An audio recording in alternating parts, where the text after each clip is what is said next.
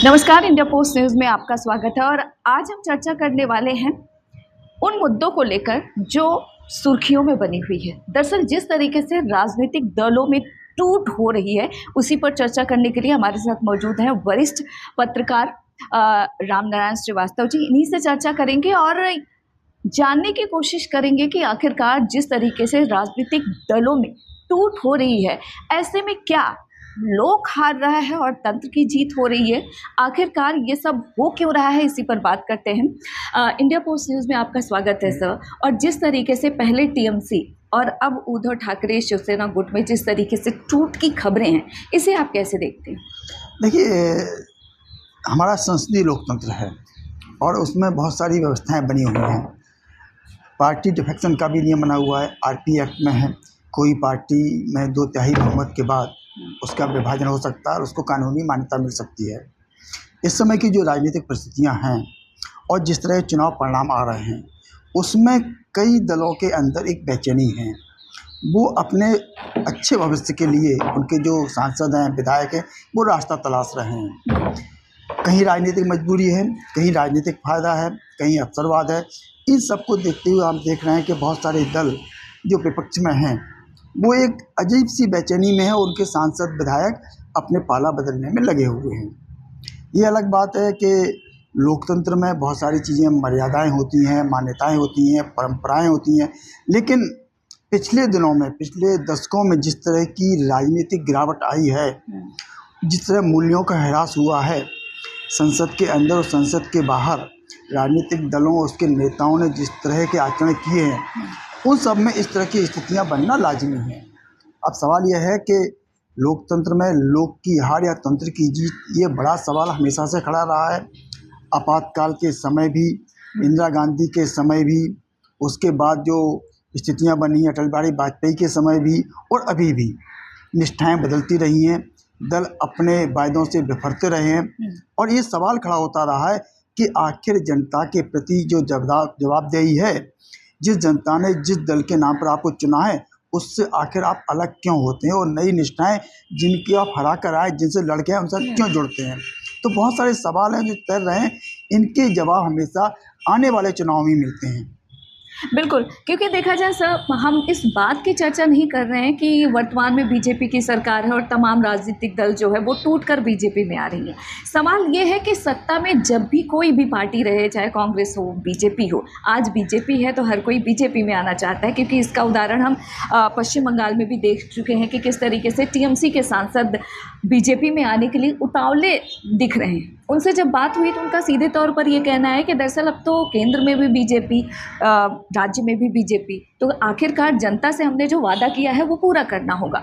लेकिन क्या आपको लगता है कि इन नेताओं की वजह से जनता खुद को ठगी महसूस करती है, क्योंकि आप दूसरी पार्टी को गालियां देकर सत्ता में आते हैं? देखिए, निश्चित रूप से जनता अपने आप को ठगा हुआ महसूस करती है, लेकिन जो जनता जाति के नाम पर, धर्म के नाम पर, संप्रदाय के नाम पर वोट करती है, तो उसको भी सोचना चाहिए वो जिस तरह से मतदान कर रही है, जिस तरह के अपने प्रतिनिधि चुन रही है, वो प्रतिनिधि वैसा ही आचरण करेंगे, उसमें कोई अंतर नहीं आएगा। तो प्रतिनिधि वही आचरण करते हैं, वो अपना लाभ देखते हैं, वो 5 साल ही चुन के आते हैं।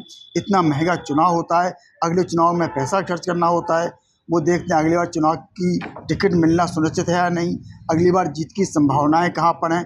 इन सबको देख कर ही वो पाला बदलते हैं। उनको लगता है जिस पार्टी से चुन के आए उसमें उसका माहौल था, लेकिन अगले चुनाव में दूसरा माहौल हो जाएगा।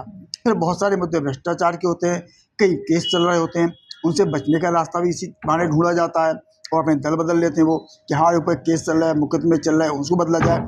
तो जनता के प्रति जवाबदेही सिर्फ एक बहाना होता है, उसका कोई भी लेना देना नहीं होता है आपके दल बदलने से, निष्ठाएं बदलने से। ऐसे निश्चित रूप से हमारा लोकतंत्र कमज़ोर होता है। कहीं ना कहीं हमारे लोकतंत्र की जड़ें काफ़ी कमज़ोर हैं। हम कितना ही उसका बखान करें, लेकिन लोकतंत्र में जनता और तंत्र जो जिनको चुनकर लाते हैं, दोनों की कमजोरी से उजागर होती है। और ये तब तक रहेगी जब तक देश की जनता अपने उचित प्रतिनिधि को नहीं चुनती है, अपने भय, डर और प्रलोभन से मुक्त होकर अपना मतदान नहीं करती है, तब तक ऐसे ही प्रतिनिधि चुने जाते रहेंगे जो हमेशा जनता के साथ धोखा करेंगे और अपनी अवसरवादिता में अपने निजी हितों के लिए दल बदल करते रहेंगे। और बार बार आप देखेंगे जो राजनीतिक दल हैं, जो सत्ता में दल हैं, वो इसका लाभ उठाते रहे, क्योंकि उनके पास सत्ता का एक मजबूत तंत्र होता है जिसके सहारे वो प्रभावित कर सकते हैं। वहीं विपक्ष जो अपनी नैतिक मर्यादाएं, अपने मूल्यों, अपनी जमीनी लड़ाई को भूल जाता है, तो उसको भी इसी तरह के नुकसान झेलने पड़ते हैं।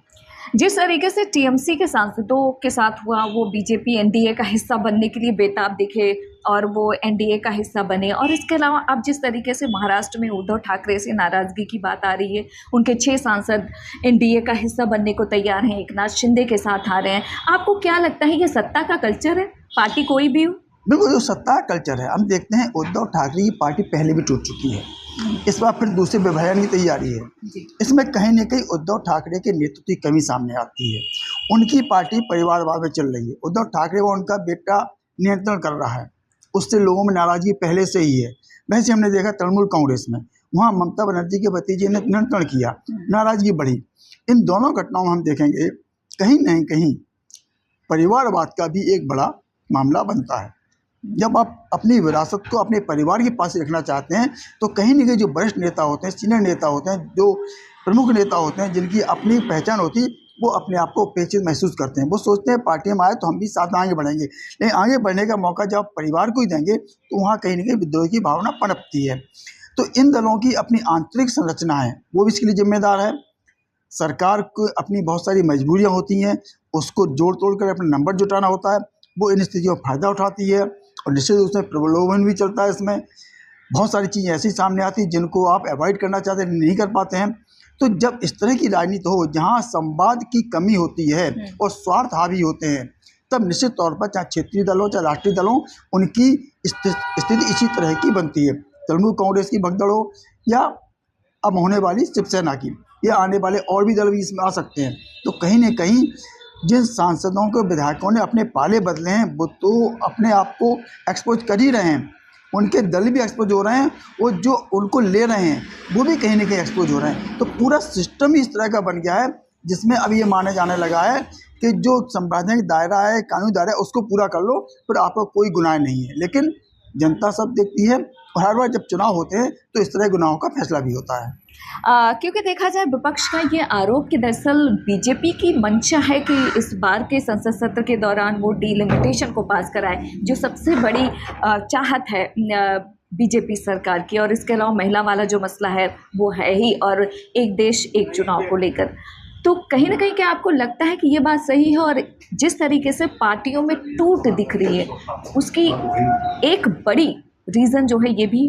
ये सही बात है कि सरकार के पास अपने बड़े एजेंडा हैं। निश्चित रूप से वो जब महिला आरक्षण विधेयक के साथ में परिसीमन बिल लेके आई थी, तब भी उसने पूरी कोशिश की थी कि नंबर जुट जाए, पारित हो पाए, लेकिन नंबर नहीं जुटा, पारित नहीं हो पाया। तब भी सरकार ने कहा था कि हम इस बिल को वापस ले रहे हैं, लेकिन हम फिर से तैयारी के साथ आएंगे।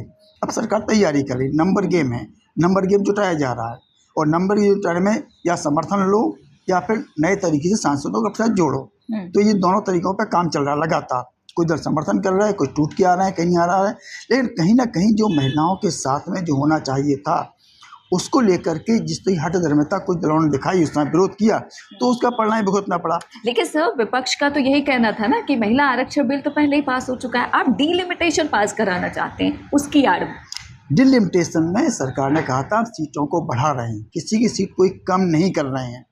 मौजूदा संख्या में कम करते तो बहुत सारे सांसद प्रभावित होते हैं, उनकी सीटें रिजर्वेशन में जा सकती थी, लेकिन जब सीटें बढ़ रही तो उनका नंबर वही रहेगा, महिलाओं को जगह मिलेगी।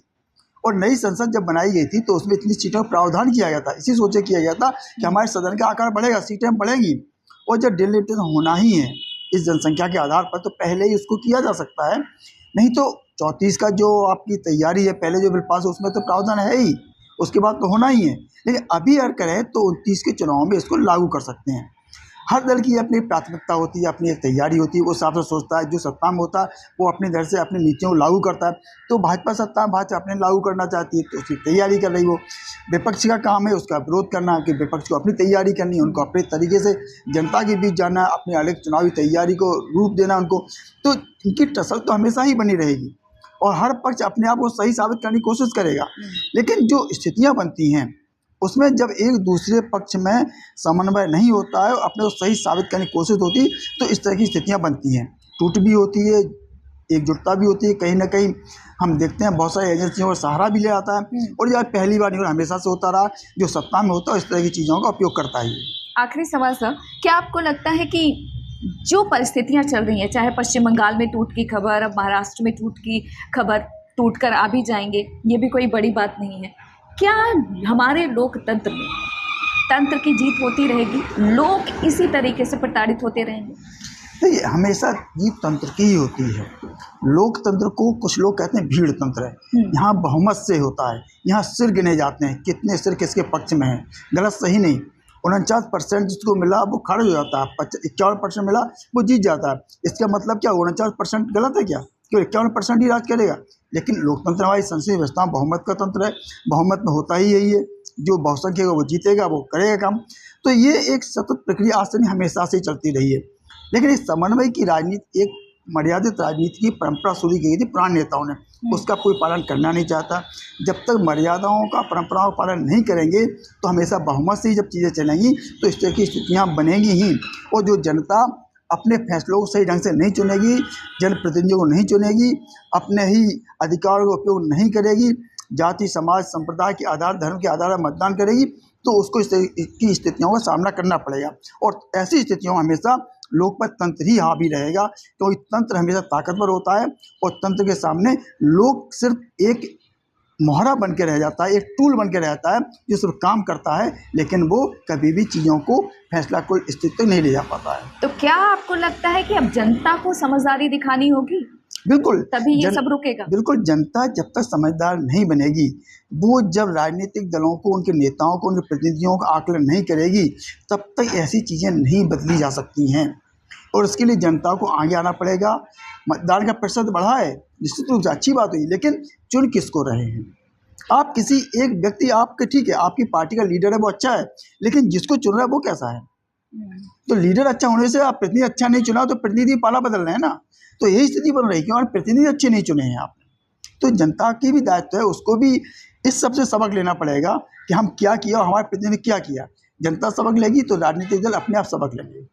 धन्यवाद हमसे बातचीत करने के लिए, महत्वपूर्ण मुद्दे पर अपनी राय देने के लिए। तो ऐसे में अब तो हम भी आपसे यही कहेंगे कि देश की जनता को ही तय करना है कि वो जिन लोगों को चुनकर भेज रही है वो लोग कैसे हैं, क्योंकि देखा जाए तो सत्ता का तो चरित्र ऐसा ही है, और ये टूट की जो खबरें हैं ये ऐसे ही आती रहेंगी। और आने वाले चुनाव में एक बार फिर से जनता को ये मौका होगा कि वो जिस कैंडिडेट को जिताकर भेज रही है वो कैसा है।